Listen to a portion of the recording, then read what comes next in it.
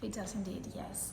The exhibition addresses portraiture in between the 1400s and 1600s, and how portraiture evolved and became a fundamental part of marriage practices in Europe. How exactly was it used? It was used in a variety of ways. So one of the most important uses, for instance, was to seal dynastic alliances. So it would be common that portraits of eligible princes and princesses would be shared with other courts in Europe across the continent, so they could basically pick and choose who would be a suitable match for their future king or queen, and therefore connect different families in Europe.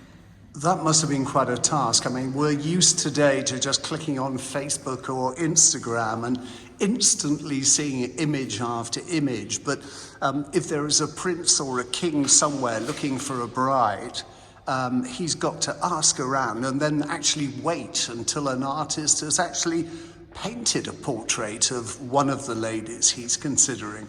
Indeed, and in fact, princesses and kings would send their trusted artists to capture likenesses. It wouldn't just be a matter of asking around, can you please send me a portrait? Because they would have to trust that the artist would be skilled enough and produce a portrait with enough quality for them to be able to assess the suitability of the match and the realistic approach to the capturing of the likeness. So, for instance, Holbein was commissioned by Henry VIII to paint Christina of Denmark, who we have in one of the portraits in the exhibition as a little child when she was only a baby, but then when she grew up, she was painted by Holbein, and then he showed the portrait to Henry VIII, who claimed he was madly in love with her, and she quite wisely refused him.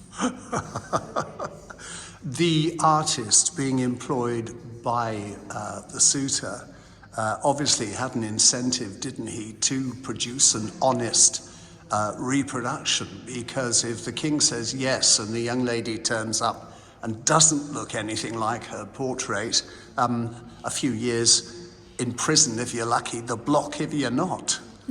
Well, there is a degree of that, certainly, but you see, artists were charged with capturing not just the physical appearance, but up to some extent being able to have a deeper insight into the character of the person and the personality of the person. So they were expected to, with a sitting from the life, be able to convey some of that to the person who was then looking at the portrait.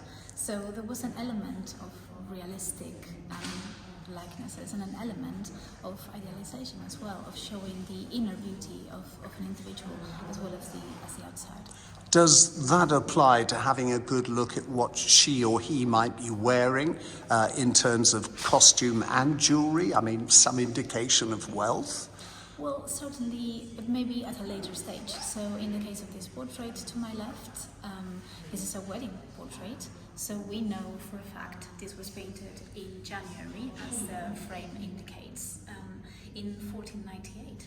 And this was painted to commemorate the marriage between Sibyllads and Fugger, who was the wealthiest man in Europe at the time. He was the banker of emperors and popes. And he was in his late 30s. She was 18 at the time. And she came from a family that held a distinguished position in Habsburg, whereas he had the money. So it was a marriage that basically brought together the money and the title. So for both of them was a very strategic and positive move. And you were asking about the costume and the finery and the wealth. So basically Fugger is wearing his most refined, his richest attire, but he is also showing off his wealth, because all the finery that his bride is wearing would have been provided by him. And she is, as you can see, incredibly sumptuously dressed. So he's basically saying, this is my lovely new wife, look how young, how pretty she is, but also see how wealthy I am and how rich I am, because I can basically dress her up with all these wonderful clothes. I'm told there are some marriages today that are still just like that. What sort of a task was it for you to bring this collection together? How long did it take you? How difficult was it? So the process for preparing any exhibition is usually longer than people imagine. This exhibition took about 1.5 years, 2 years to bring together. And the inception of the project actually was, it originates with this portrait and some of the other portraits we have on display, because in 2021, 10 objects from the Schroeder collection were given on long-term loan to the Holburne, and these were all portraits from Northern Europe.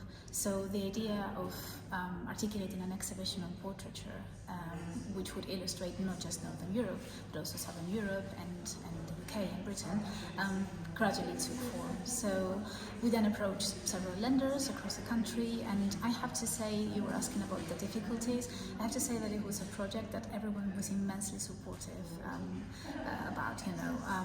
We have 15 lenders, if I'm not recalling my figures wrong, and all of them they embraced the project from the outset, and they were very generous in their lending. So any omissions that we might have in the exhibition were definitely only motivated by conservation issues or any other commitments that the object might have had, but not because the lenders chose not to support the show. Actually, the other way around, we were over the moon.